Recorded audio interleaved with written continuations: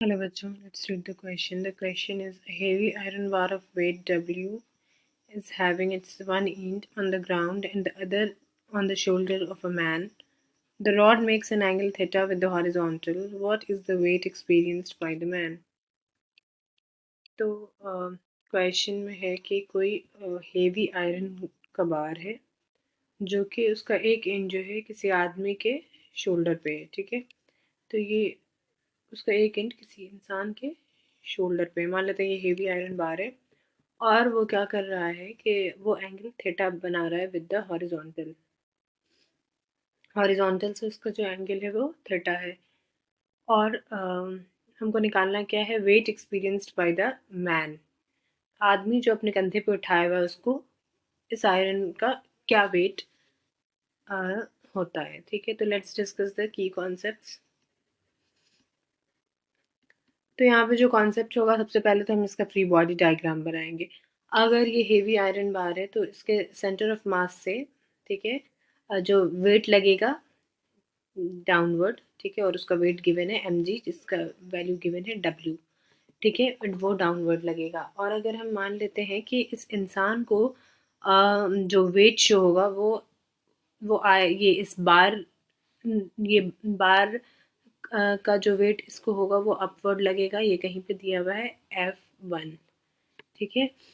और ये जो ग्राउंड इस पे एक रिएक्शन, ये ग्राउंड पे टिका हुआ है तो ग्राउंड जो इस पे एक रिएक्शन देगा विच इज़ F2, ठीक है। और ये जो ये सारा सिस्टम क्या है हमारा, इक्विलिब्रियम में। कोई यहाँ पे कोई मोशन वोशन तो हो नहीं रहा है, तो ये सारा सिस्टम जो है मैकेनिकल इक्विलिब्रियम में है। तो जब हम मैकेनिकल इक्विलिब्रियम की बात करते हैं तो उसका मतलब होता है, अगर हम कहते हैं if a system is said to be in mechanical equilibrium, वो अगर मैकेनिकल इक्विलिब्रियम में है, मीनिंग कि वो ट्रांसलेशन प्लस रोटेशनल इक्विलिब्रियम में, ट्रांसलेशन प्लस रोटेशनल इक्विलिब्रियम, ठीक है, रोटेशनल इक्विलिब्रियम।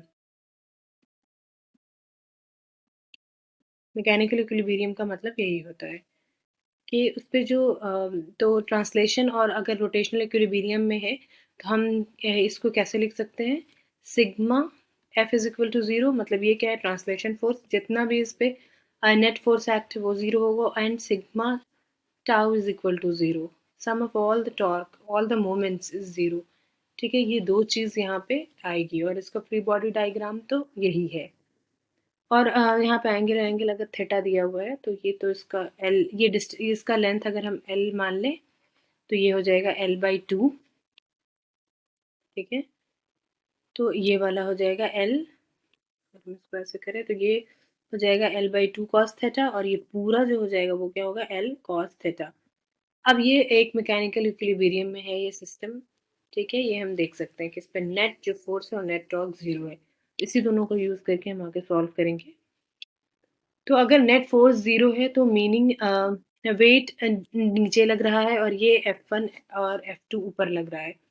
तो sigma F is equal to zero for translation equilibrium, तो हम लिख सकते हैं F1 plus F2 minus W is equal to zero. ये ट्रांसलेशन इक्विलिब्रियम का एक इक्वेशन हो जाएगा, ठीक है। और अगर हमको रोटेशनल इक्विलिब्रियम की बात करनी है तो हमको टॉर्क निकालना होगा, and torque is a moment of force.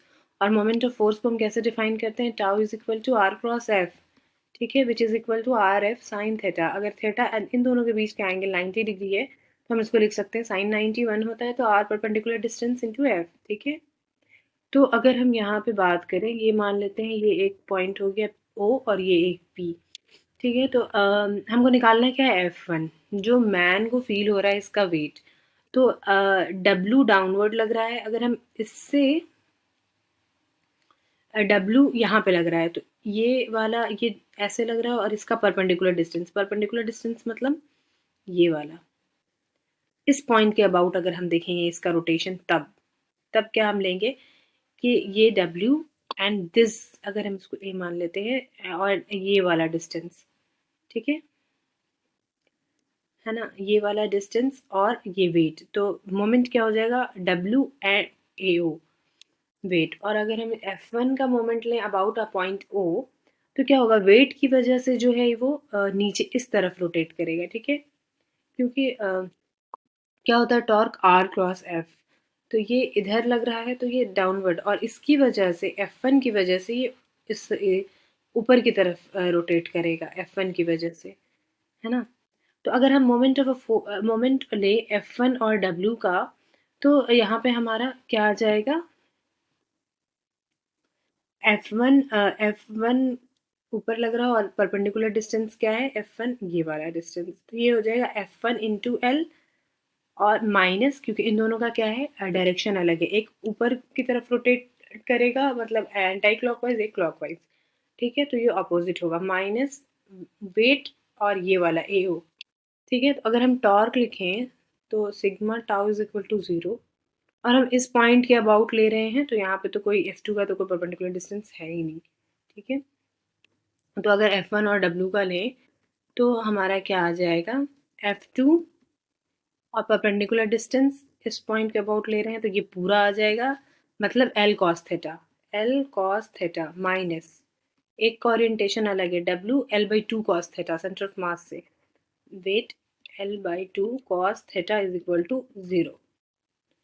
इसको अगर सॉल्व करेंगे तो what we will get, F2L cos theta is equal to WL/2 cos theta. Cos theta get cancelled, L get cancelled.